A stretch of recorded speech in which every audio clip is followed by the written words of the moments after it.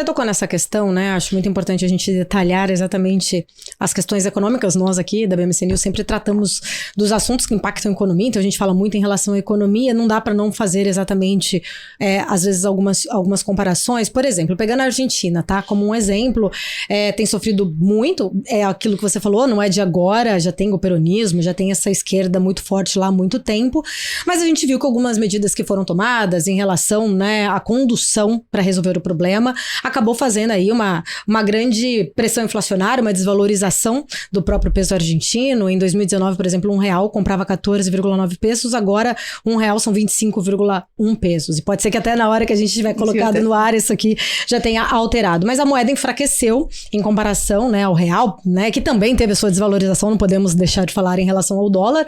Mas o que a gente viu, né, e temos visto uma inflação mais de 70% já no ano, com uma perspectiva de fechar 2022 com 100% de aumento de uma inflação.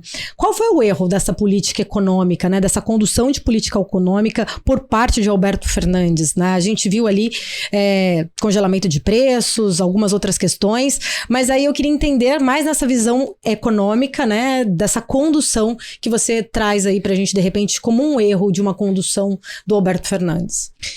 Olha, eu acho que tem vários erros na Argentina, né?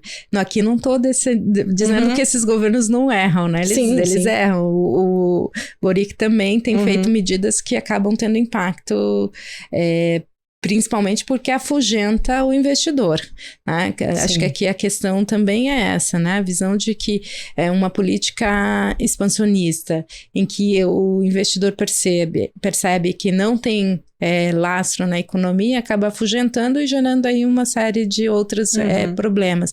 No caso da Argentina, eu acho que você tem duas lógicas. Uma, porque é uma sociedade que tinha uma inflação alta, que tem uma inflação ainda e não consegue fazer controle da inflação.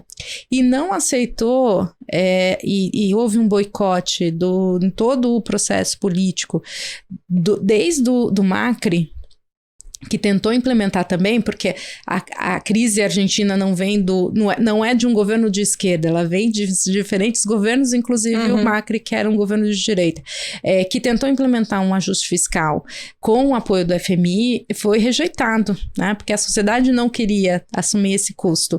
Então, todas as estratégias que têm sido tomadas, elas acabam não tratando do ponto central, que é o custo do Estado argentino, a necessidade de fazer um ajuste fiscal importante e a necessidade de seguir aí a grande parte das recomendações do FMI, né? E isso no governo do Macri já era difícil, no governo do Fernandes, com toda a pressão e com uma incapacidade do Fernandes de se de fato conduzir isso sem uma oposição dentro do seu próprio governo, né?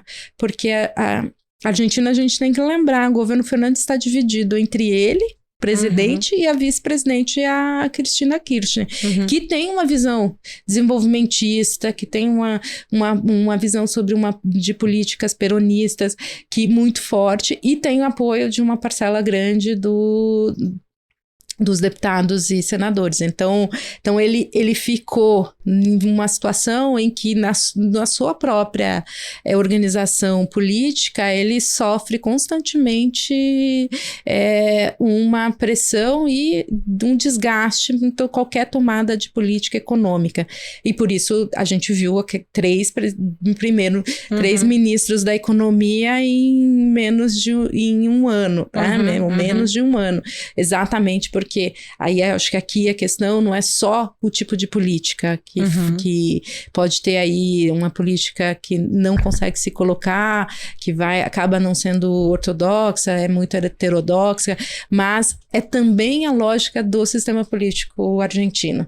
Acho que não dá para dissociar, e acho que em todos esses países não dá para dissociar as dificuldades que o executivo tem em implementar políticas com as suas incapacidades institucionais principais de tomada de decisão. E no caso da Argentina, isso fica bem claro. E o Sérgio Massa, né, por sinal, que é o ministro atual, que tem essa missão, né, de recuperar a economia da Argentina, recentemente esteve até junto com o FMI, parece que conseguiu até trazer uma boa imagem ali, né, de conseguir uma aprovação do FMI para trazer. E ele também não é tão, né, assim, a gente pode dizer que ele tem uma política talvez um pouco mais...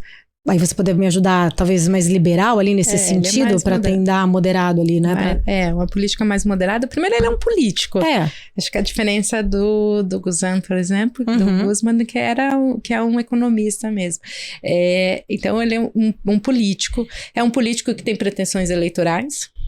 Então, para ele dar certo também ser capaz de se posicionar como um candidato na próxima eleição, e ele consegue ter uma interação grande, né, por ser um político, o diálogo maior com o legislativo, então isso também facilita, e ele conseguiu passar para a sociedade, apesar das medidas terem sido medidas muito duras que ele tomou e que gerou uma série de questionamentos, né? Você vê um empobrecimento na sociedade argentina muito grande, uma questão que impacta direto na renda, direto na capacidade de compra.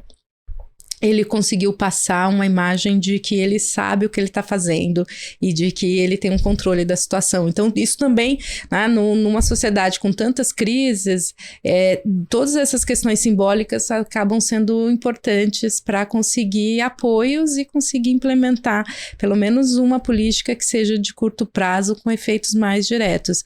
Mas acho que a situação na Argentina ela é muito... não dá para olhar só a economia, tem que olhar toda essa lógica do sistema político argentino e todas essas disputas que acontecem dentro do próprio governo.